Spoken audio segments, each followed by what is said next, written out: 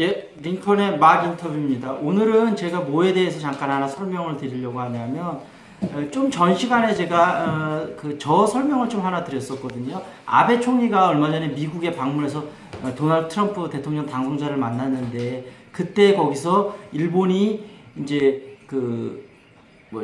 카지노 시장을 개방을 하면서 미국 기업들이 적극적으로 투자를 할 수 있도록 하겠다. 그러면서 어떤 트럼프에 많이 환심을 샀는데 트럼프도 사실 호텔이나 이런 카지노 쪽 사업을 많이 하고 있으니까 아마 트럼프 쪽 회사도 아마 진출하지 않을까 싶어요. 근데 우리나라도 요즘 그런 요구들이 많이 있거든요. 이 마이스 인더스트리라고 그러는데 어떤 전시라든지 어떤 그런 거하고 이제 카지노 산업하고 이 같이 연합이 되면서 이게 굉장히 큰 산업이 되는데 예를 들면 미국 라스베가스 같은 경우도 지금 3분의 2 정도가 마이스 산업에 나오고 3분의 1 정도가 카지노 사업에서 나온다고 하거든요. 그러니까 라스베가스도 사실 마이스 산업이 훨씬 더 커졌어요. 이게 굉장히 큰 비즈니스가 되는데 왜 그렇게 되냐면 예를 들면 대규모 호텔이나 카지노하고 이게 복합시설로 들어왔을 때는 그 외국의 다양한 규모의 큰 행사를 많이 유치할 수 있거든요. 그러면 평일날에는 그 행사 인원들이 많이 오고 토요일, 일요일날은 카지노 손님들이 많이 오고 그래서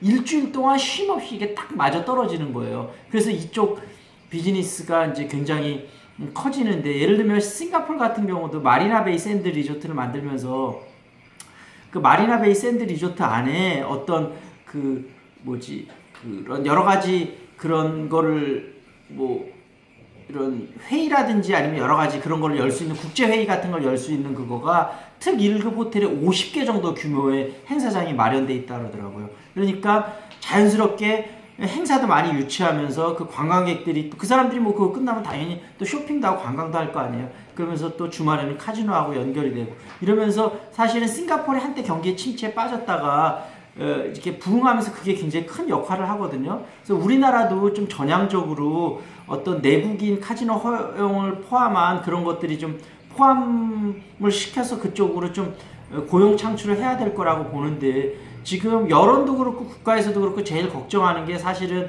사람들이 도박 중독에 많이 빠지지 않을까 그런 부분을 걱정을 하는데 좀 냉정하게 얘기하면 우리나라가 벌써 불법 도박이나 사법 도박 같은 게 시중에 엄청나게 퍼져 있거든요. 만약에 도박이 국민들이 빠지는 게 진짜 걱정이 된다면 그런 걸 제대로 단속을 해야 돼요.